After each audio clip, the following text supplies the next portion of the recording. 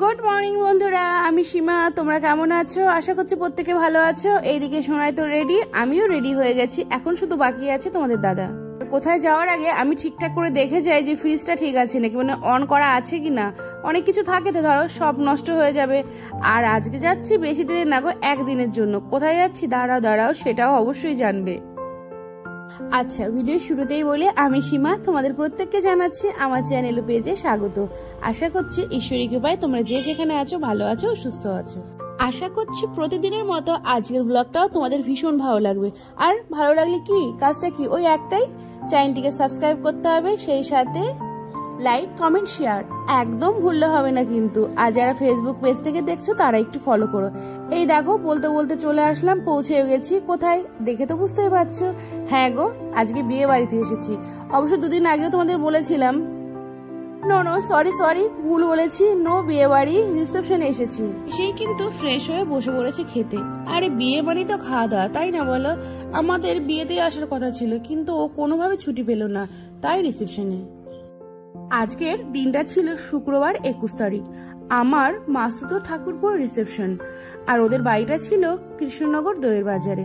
সকালে কিন্তু ব্রেকফাস্ট আর লুচি আর আলুর দম দিয়ে শুরু করলাম, এখনো অনেক কিছু বাকি আছে। চলে আসলাম আমার এটা নন্দের বাড়িতে। হাসি দেখো। চলো, এই নন্দের বাড়িতে স্পেশাল একটা জিনিস দেখলাম, দেখে আমারও মন ভালো হয়ে গেছে, তোমাদেরও মন ভালো হয়ে যাবে। চলো দেখাই সেটা। কি বললাম না, খুব ভালো লাগবে। ভালো লেগেছে না? আমার ভীষণ ভালো লেগেছে, আশা করছি তোমাদেরও ভীষণ ভালো লাগবে। এটা যে ভালো লাগে না এরকম মানুষ মনে হয় পৃথিবীতে নেই, তাই না? এই দেখো, সারাদিন গোপাল সেবা করে, এখন এসে শুনছি নিরামিষ ভোজি হয়ে গেছে। আর আগে একসময় মাছ মাংস সব চলত। একটু আগে তো নন্দের বাড়ি ছিলাম, সেটা দেখলে তোমাদের সাথে তো শেয়ারই করলাম। তারপরে চলে আসলাম মাসি বাড়িতে। এসে দেখছি ভাত কাপড়ের আয়োজন শুরু হয়ে গেছে। অবশ্য আমি এসেছি এই সিনটাকে অ্যাড করার জন্যই। কি বলতো, এখন না একটা চাপ থাকে আমার, আমি ভালো ভালো সিনগুলো নেব, সেইগুলো তোমাদের সাথে শেয়ার করব, একটা ভালো ভিডিও তৈরি করার ভীষণ চেষ্টা থাকে। চেষ্টাও করি, জানি না কতটা সফল হতে পারি না পারি, সেটা অবশ্য তোমরা বলতে পারবে। কিন্তু একটা কথা তোমাদের বলতেই হবে, যারা তোমরা প্রতিদিন আমার ভিডিও দেখছো, ফলো করো, তাদেরকে জানাই অসংখ্য ধন্যবাদ। আর নতুনদের জানাই স্বাগত। তোমরা অতি অল্প সময় আমাকে প্রচুর প্রচুর ভালোবাসা দিয়েছো, হয়তো এতটা প্রাপ্য ছিল না। কি বলবে বলেন? আজ থেকে তোমার ভাত খাওয়া খাওয়া দেবো না, ভাত খাওয়া তাই এটা দিয়ে হাত পা তো আমি কত করে আন করে তুই বলবি যে আমি করব। হাত পা তো এবার বল, আজ থেকে আমার তোমার সারা জীবনের ভাত খাওয়া দায়িত্ব। ওই একবার বলো তোমার আজ থেকে তোমার বলবা, ভালো করে বলবা, তিনবার করে বলবা, বলা শুনায় না কি কইব। ঠিক আছে, ওই ওই থাক হাসি দাও কিন্তু বলবি তো আমি তোমার সাথে। তুমি পারবে নাকি সেটা বলো, তাই না? ভাত কাপড়ের পর্ব তো শেষ হলে তোমরা দেখতেই পেলে। এবার দুপুরে খাওয়া দাওয়া কমপ্লিট করে আমরা সকলে ব্যস্ত হয়ে পড়বো, বিশেষ করে মেয়েরা, বৌদিরা। কেন? ওই যে রাতে একটু সাজতে হবে না সুন্দর করে, বিয়ে বাড়ি বলে কথা, মেয়ে মানুষ বলে কথা, সাজবো না? আর সাজতে কে না ভালোবাসে, আমি তো ভীষণ ভালোবাসি। আর এই দেখো, বলতে বলতে গল্প করতে করতে ক্যামেরা করতে করতে কখন যে প্লেটে ভাত পড়েছে আমি নিজেই কিছু টের পাই না। আমার না রাতের সাজগোজ নিয়ে তেমন একটা পরিকল্পনা ছিল না। আসলে আমি সকালে এসেছি, আর ওখান থেকে আসলে তো আমি একটু সেজে গুজে আসতাম, পার্টির লুকটা করেই আসতাম, কিন্তু এখানে এসে সেই ব্যবস্থা হয়ে গেল। যেহেতু আমার প্ল্যান ছিল না, তাই অনেক কিছুই ঘাটতি ছিল। সে যাগো, কি আর করবো বলো, যেইটুকু জিনিস আছে আর যেইটুকু হয় সেইটুকুই করবো, আর সেইটুকু শেয়ার করবো। আমার মাসিমণির তো দুটো ছেলে, তার মধ্যে বড় ছেলের বিয়ে তোমরা দেখছো, এরপরে আবার 6 মাস করে ছোট ছেলের বিয়ে আছে। সেই সময় একটু অন্যরকম লুক দেওয়ার চেষ্টা করব, আর পরিপাটি হয়ে প্রেজেন্টেশন করার চেষ্টা করব, যদি আসতে পারি। সত্যি গো, সাজগোজ করানোর সময় না এক হাতে ক্যামেরা করাটা একটু চাপ, কেউ থাকলে খুব সুবিধা হয়, কিন্তু আমারও কেউ ছিল না, আর দিদি ভাইয়ের কাছেও কেউ ছিল না, তাই বাধ্য হয়ে আমাকেই সব করতে হয়েছে। আচ্ছা রেডি হয়নি, তারপরে ফাইনাল লুকটা কেমন হয়েছে অবশ্যই কিন্তু কমেন্ট করে জানাবে। তারপরে 2 ঘন্টারও বেশি সাজগুজ করে চলে আসলাম বিয়ে বাড়ি। আর এই দেখো রাতের লুকটা। দিনে আমি তোমাদের সেরকম ভাবে একটা শেয়ার করিনি, কারণ রাত্রে না রিসেপশনের দিনটা রাত্রে ভীষণ ভালো লাগে। কি কেমন লাগছে ডেকোরেশন গুলো দেখবে আর বলবে। আমি ঠিক 5:15-তে সাজ করতে গেছি আর ফিরেছি 8:15-তে। কি বলে তো, ঠাকুরপুর বিয়ে বলে কথা, একটু সাজগোজ না হলে চলে? তবু তো আগে থেকেই বলছি আমার পরিকল্পনা ছিল না অনেক কিছুই। আর এই দেখো ভেতরে ডেকোরেশনটা কেমন, কমেন্ট করে কিন্তু চটপট বলে দাও। চলো আমাদের নতুন বৌরানীর সাথে একটু পরিচয় করে নিয়ে আসি।